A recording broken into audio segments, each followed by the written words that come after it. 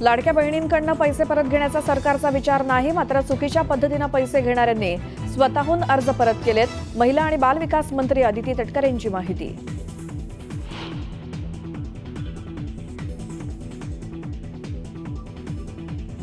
नाराजी नाट्यानंतर छगन भुजबळ आणि अजित पवार पहिल्यांदाच येणार आमने सामने। शिर्डीतल्या 2 दिवसीय राष्ट्रीय अधिवेशनाच्या पार्श्वभूमीवर भुजबळांची नाराजी दूर झाल्याच्या चर्चांना उधाण।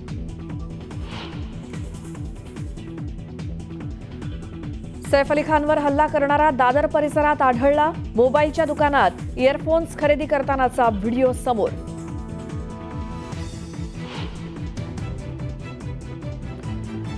हल्लेखोराचा डोळा फक्त सैफवरतीच होता की तैमूरवरती सुद्धा? रिक्षा चालकांना दिलेल्या माहितीमुळे चर्चांना उधाण।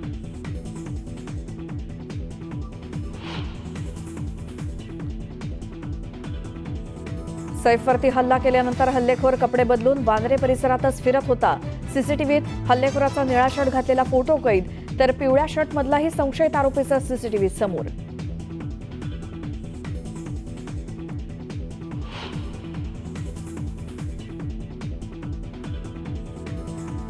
खंडणी प्रकरणी वाल्मिक कराडच्या जामिनावरती आज केज न्यायालयात सुनावणी। केज न्यायालय काय निर्णय देणार याकडे लक्ष।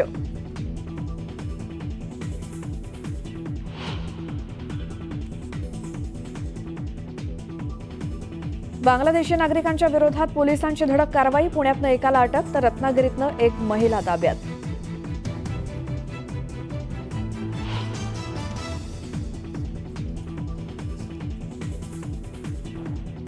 चिखलदऱ्याच्या रहेट्याखेडा गावात महिलेची काढली नग्न धिंड। अंधश्रद्धेच्या संशयावरनं किळसवाणा प्रकार, पोलिसांकडून तपास सुरू।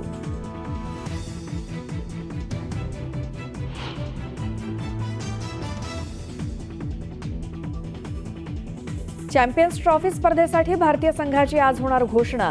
राष्ट्रीय निवड समितीसोबतच कॅप्टन रोहित शर्मा राहणार उपस्थित।